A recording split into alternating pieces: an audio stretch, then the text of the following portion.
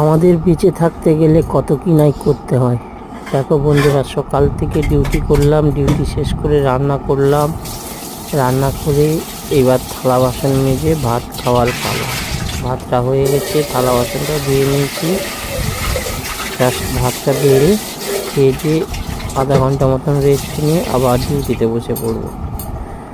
আমাদের কষ্ট কে বুঝে বলো, কত কষ্ট করতে। আর হ্যাঁ, আমার ভিডিওগুলো যদি ভালো লেগে থাকে একটু প্লিজ সাবস্ক্রাইব করে দিও, এইটাই তোমাদের কাছে আমার আশা, যাতে আমার চ্যানেলটা একটু এগোতে পারি। অনেক কষ্ট করতে হয় সারাদিন আমাদের, তারপরে একটুখানি ভিডিও বানাই, সেটাই তোমাদেরকে দেখানোর চেষ্টা করছি।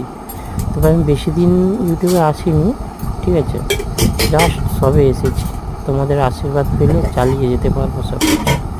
প্লিজ প্লিজ প্লিজ প্লিজ চ্যানেলটি সাবস্ক্রাইব করো।